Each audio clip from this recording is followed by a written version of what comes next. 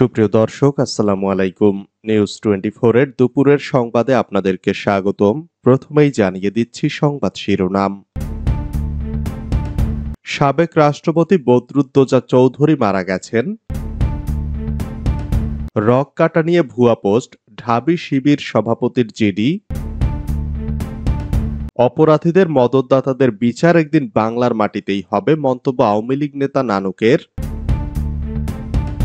প্রধান উপদেষ্টার সঙ্গে বৈঠক, যেসব প্রস্তাব দেবে বিএনপি।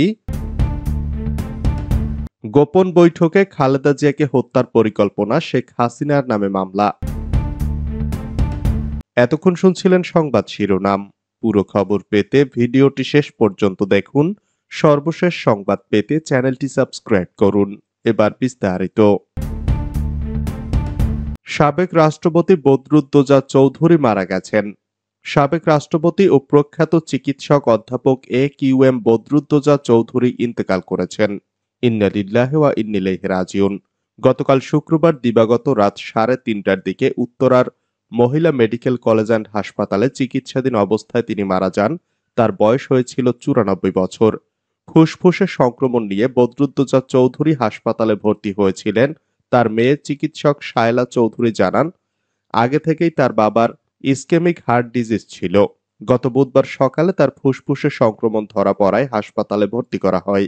শনিবার বদরুদ্দোজা চৌধুরীর ছেলে রাজনীতিবিদ মাহিবি চৌধুরী সকালে প্রথম আলোকে তার মৃত্যুর খবর জানান। সকাল 9টার পরে হাসপাতালে তার জানাজা অনুষ্ঠিত হয়েছে। এরপর বারিধারায় বদরুদ্দোজা চৌধুরীর বাসভবনে তার মরদেহ নেওয়া হবে। সেখানে আরেকটি জানাজা হবে। আগামীকাল রোববার সকাল 10টার দিকে মুন্সিগঞ্জের শ্রীনগরে বদরুদ্দোজা চৌধুরীর মরদেহ নেওয়া হবে। সেখানে আরেকটি জানাজা হবে। এরপরে গ্রামের বাড়িতে আরেকটি জানাজার পর তাকে দাফন করা হবে। রাজনীতিবিদ মাহিবি চৌধুরীর ফেসবুক পোস্টে জানা যায়, বর্ষিয়ান রাজনীতিবিদ বদরুদ্দোজা চৌধুরী গত 13 জুলাই হৃদরোগে আক্রান্ত হয়ে তার প্রতিষ্ঠিত উত্তরা মহিলা মেডিকেল কলেজ হাসপাতালে ভর্তি হয়েছিলেন। তিনি সেখানে কয়েকবার চিকিৎসাধীন ছিলেন। অধ্যাপক বদরুদ্দোজা চৌধুরী বিকল্পধারা বাংলাদেশের সভাপতি। তিনি ছিলেন বাংলাদেশ জাতীয়তাবাদী দলের প্রতিষ্ঠাকালীন মহাসচিব। এছাড়া জাতীয় সংসদের উপনেতা হিসেবে দায়িত্ব পালন করেছেন। 1979 সালে বদরুদ্দোজা চৌধুরী তৎকালীন রাষ্ট্রপতি জিয়াউর রহমানের মন্ত্রিসভায় উপপ্রধানমন্ত্রী ছিলেন। তিনি জিয়াউর রহমান ও খালেদা জিয়া দুই সরকারের সময় মন্ত্রী ছিলেন। বিভিন্ন সময় স্বাস্থ্য, পরিবার পরিকল্পনা, শিক্ষা, বিজ্ঞান ও প্রযুক্তি এবং সংস্কৃতি বিষয়ক মন্ত্রণালয়ের দায়িত্ব পালন করেছিলেন। বিটিভিতে তার আপনার ডাক্তার অনুষ্ঠান ছিল খুবই জনপ্রিয়। রক কাটা নিয়ে ভুয়া পোস্ট, ঢাবি শিবির সভাপতির জিডি। সামাজিক যোগাযোগ মাধ্যম ফেসবুকে বাংলাদেশ ইসলামী ছাত্র শিবিরের নামে ভুয়া পোস্ট করার অভিযোগ তুলে অপরাজেয় ঢাকা বিশ্ববিদ্যালয় নামের একটি ফেসবুক গ্রুপের এডমিনদের বিরুদ্ধে শাহবাগ থানায় সাধারণ ডায়েরি করেছে ছাত্র শিবির। শুক্রবার বাংলাদেশ ইসলামী ছাত্র শিবিরের ঢাকা বিশ্ববিদ্যালয় শাখার সভাপতি মোহাম্মদ আবু সাদিক জিডি করেন। জিডিতে তিনি উল্লেখ করেন, আমি মোহাম্মদ আবু সাদিক, বাংলাদেশ ইসলামী ছাত্র শিবিরের ঢাকা বিশ্ববিদ্যালয় শাখার সভাপতি। গতকাল শুক্রবার সন্ধ্যা 6টার দিকে অপরাজেয় ঢাকা বিশ্ববিদ্যালয় নামের একটি ফেসবুক গ্রুপে দৈনিক প্রথম আলো পত্রিকার টেমপ্লেট ব্যবহার করে আমাকে কোট করে একটি ছবি পোস্ট করা হয়। সেখানে লেখা আছে, শিবির এ পর্যন্ত যাদের রক কেটেছে তারা কেউ ইমানদার ছিল না। ইসলামী ছাত্র শিবিরের ঢাকা বিশ্ববিদ্যালয় শাখার সভাপতি সাদিক কায়েম। এই পোস্ট একটি স্পষ্ট মিথ্যাচার ও ষড়যন্ত্রমূলক পোস্ট। আমাকে ও বাংলাদেশ ইসলামী ছাত্র শিবিরকে হেয় প্রতিপন্ন ও অপমান করার জন্য এবং সামাজিক যোগাযোগ মাধ্যমে মিথ্যা তথ্য ছড়িয়ে ঢাকা বিশ্ববিদ্যালয় ক্যাম্পাসে বাংলাদেশ ইসলামী ছাত্র শিবির ও অন্যান্য দলমতের মানুষদের মাঝে সাম্প্রদায়িক শত্রুতা, ঘৃণা, বিদ্বেষ সৃষ্টি করে বিশৃঙ্খলা ঘটিয়ে আইনশৃঙ্খলার অবনতি ঘটানোর জন্য ষড়যন্ত্রমূলকভাবে উক্ত পোস্টটি করা হয়েছে। অপরাধীদের মদতদাতাদের বিচার একদিন বাংলার মাটিতে হবেই, মন্তব্য নানকের। সারা দেশে এক অকল্পনীয় দুঃশাসন চলছে বলে দাবি করেছেন আওয়ামী লীগের সভাপতিমণ্ডলীর সদস্য জাহাঙ্গীর কবির নানক। তিনি বলেন, দেশের প্রায় প্রতিটি উপজেলায় আওয়ামী লীগের নেতাকর্মীদের উপর বিএনপি ও তাদের মিত্ররা নির্যাতন চালাচ্ছে। একই সঙ্গে দেশের বিভিন্ন স্থানে চলছে চাঁদাবাজির মহোৎসব। শুক্রবার গণমাধ্যম কর্মীদের কাছে পাঠানো এক বিবৃতিতে এ দাবি করেন নানক। 15 বছরের কিশোর থেকে 90 বছরের বৃদ্ধ আওয়ামী লীগের কোনো নেতাকর্মী গ্রেফতার থেকে রেহাই পাচ্ছে না দাবি করে তিনি বলেন, দেশের বিভিন্ন স্থানে আওয়ামী লীগ, যুবলীগ, ছাত্রলীগের নেতাকর্মীদের হত্যা করা হচ্ছে। একই সঙ্গে বাসাবাড়ি ও ব্যবসা প্রতিষ্ঠানে লুটপাট, অগ্নিসংযোগ করছে বিএনপি ও তার মিত্ররা। কিন্তু অপরাধীদের বিরুদ্ধে কোনো মামলা হচ্ছে না, গ্রেপ্তার করা হচ্ছে না। এসব ঘটনার তীব্র নিন্দা জানিয়েছেন আওয়ামী লীগের সভাপতি মণ্ডলীর এই সদস্য। নিত্য প্রয়োজনীয় পণ্যের মূল্য আকাশ ছোঁয়া মন্তব্য করে তিনি আরো বলেন, সেদিকে নজর না দিয়ে আওয়ামী লীগ নিধনে নেমেছে ডক্টর ইউনূসের সরকার।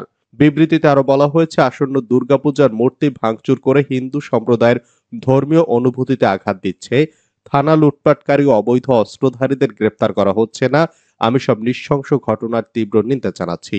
এই জঘন্য অপরাধীদের মদত যারা দিচ্ছেন তাদের বিচার একদিন বাংলার মাটিতে হবেই ইনশাল্লাহ। প্রধান উপদেষ্টার সঙ্গে বৈঠক, যেসব প্রস্তাব দেবে বিএনপি।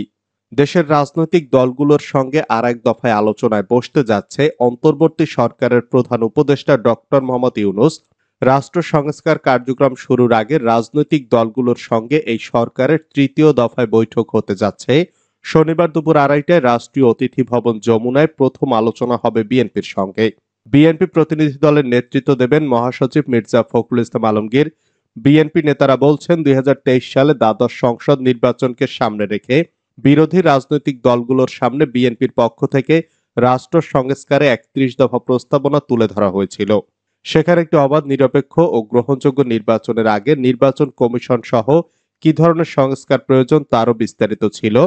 আর নির্বাচন পরবর্তী রাষ্ট্রের কি ধরনের সংস্কার করা হবে তারও বিস্তারিত ব্যাখ্যা ছিল।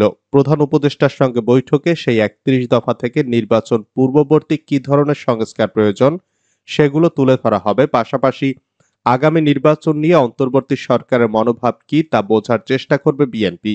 এই প্রসঙ্গে বিএনপির স্থায়ী কমিটির সদস্য ডক্টর খন্দকার মোশাররফ হোসেন গণমাধ্যমকে বলেছেন, রাষ্ট্র সংস্কারে কি ধরনের প্রস্তাব দেওয়া হবে তা নিয়ে দলের মধ্যে আলোচনা চলছে। তবে জনগণের ভোটের মাধ্যমে তাদের নির্বাচিত সরকার প্রতিষ্ঠার বিষয়টি অবশ্যই আলোচনায় থাকবে। বিএনপির সঙ্গে বৈঠক শেষে বেলা 3টায় প্রধান উপদেষ্টার সঙ্গে আলোচনায় বসবে জামায়াতে ইসলামের প্রতিনিধি দল। এছাড়া বাংলাদেশ কমিউনিস্ট পার্টি সিপিবি ও বাম গণতান্ত্রিক জোটের নেতাদেরও আলোচনায় আমন্ত্রণ জানানো হয়েছে। গোপন বৈঠকে খালেদা জিয়াকে হত্যার পরিকল্পনা, শেখ হাসিনার নামে মামলা। 2013 সালে বিএনপি ঘোষিত মার্চ ফর ডেমোক্রেসি কর্মসূচিতে অংশ নিতে বিএনপি চেয়ারপারসন খালেদা জিয়াকে বাধা দেওয়ার অভিযোগে সাবেক প্রধানমন্ত্রী শেখ হাসিনা সহ 300 জনের বিরুদ্ধে মামলা করা হয়েছে। শুক্রবার সাবেক ছাত্রদল নেতা শরীফুল ইসলাম শাওন বাদী হয়ে গুলশান থানায় এই মামলা করেন। বিএনপি চেয়ারপারসনের মিডিয়া উইংয়ের সদস্য শামসুদ্দিন দিদার মামলার বিষয়টি নিশ্চিত করেছেন। মামলার এজাহারে আওয়ামী লীগ সভাপতি শেখ হাসিনাকে 1 নম্বর এবং দলের সাধারণ সম্পাদক ওবায়দুল কাদেরকে 2 নম্বর আসামি করা হয়েছে। এছাড়া এই মামলার উল্লেখযোগ্য আসামিদের মধ্যে রয়েছেন সাবেক আইজিপি একেএম শহীদুল হক, সাবেক ডিএমপি কমিশনার আসাদুজ্জামান মিয়া ও সাবেক এসবি প্রধান মনিরুল ইসলাম।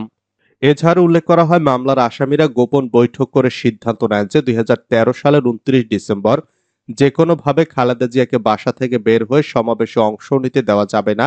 পূর্ব পরিকল্পনার অংশ হিসেবে আসামিরা মারণাস্ত্র, লাঠি, বন্দুক, টিয়ার শেল সহ যুদ্ধক্ষেত্রের মতো সজ্জিত হয়ে গুলশান 1 ও 2, বনানী, বারিধারা, ডিওএইচএস ও আমেরিকান দূতাবাস সহ আশপাশের এলাকায় র্যাব, পুলিশ ও ডিবি সহ 28 ডিসেম্বর থেকে অবস্থান নেয়। সঙ্গে আওয়ামী লীগের সন্ত্রাসীরা অস্ত্রের মহড়া দেয়। সে সময় আশপাশের বিএনপি নেতাকর্মীদের মারধর ও গণহারে গ্রেফতার করা হয়। এতে আরো বলা হয়, 28 ডিসেম্বর খালেদা জিয়ার গুলশান অফিসের সামনে কয়েকটি বালুর ট্রাক রাখা হয়। অফিসের গেট বন্ধ করে দেওয়া হয়। খালেদা জিয়া যেন সমাবেশে অংশ নিতে না পারেন সেজন্য রাস্তায় ত্রাস সৃষ্টি করা হয়। এতে জনগণের মধ্যে আতঙ্ক সৃষ্টি হয়, যা সংবিধান পরিপন্থী ও গণতান্ত্রিক অধিকার লঙ্ঘন। এতে বলা হয়, সমাবেশে অংশ নিতে খালেদা জিয়া বারবার বের হওয়ার চেষ্টা করলে আসামিরা বের হতে বাধা দেন। ওই দিন বাসভবনের সামনের 2 পাশের রাস্তায় বালুর ট্রাক দিয়ে বাধা সৃষ্টি করা এবং খালেদা জিয়াকে হত্যার চেষ্টা করা হয় বলেও এজাহারে উল্লেখ করা হয়েছে।